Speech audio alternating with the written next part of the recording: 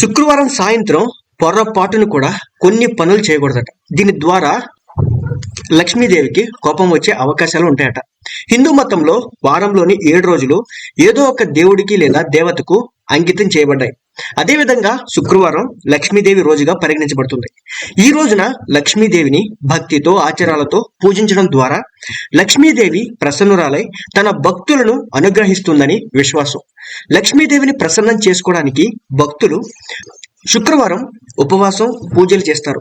లక్ష్మీదేవి తన భక్తుల కోరికల్ని తీరుస్తుందని నమ్మకం.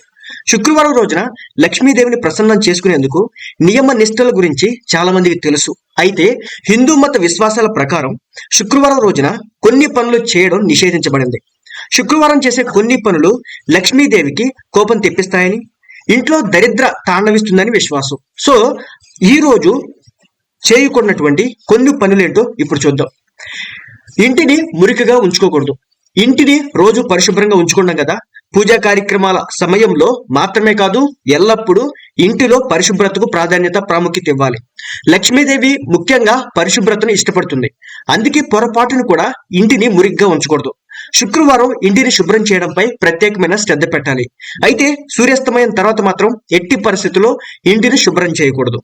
అదేవిధంగా మద్య మాంసం విషయంలో పూజల సమయంలో మాత్రమే కాదు, ప్రత్యేక పర్వదినాల్లో మద్యపానం, మాంసాహారం నిషిద్ధమని భావిస్తారు.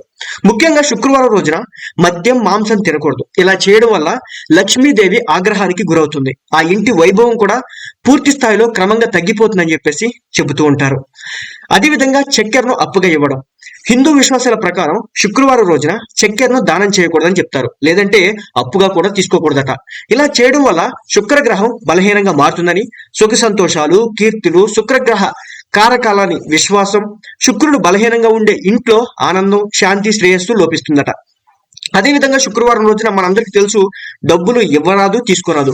శుక్రవారం రోజున డబ్బుల లావాదేవీలు చేయకూడదట.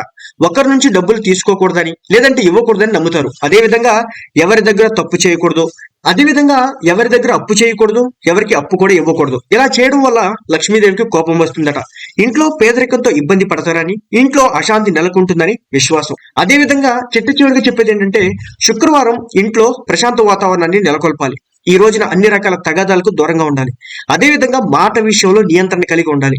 ఎవరితో కూడా తప్పుగా ప్రవర్తించకూడదు లేదా దుర్భాషలాడకూడదు. ఇలా చేయడం వల్ల లక్ష్మీదేవికి కోపం అయితే వస్తుందట. కాబట్టి శుక్రవారం రోజున ఇలాంటి పనులు ఎట్టి పరిస్థితుల్లో కూడా చేయకండి.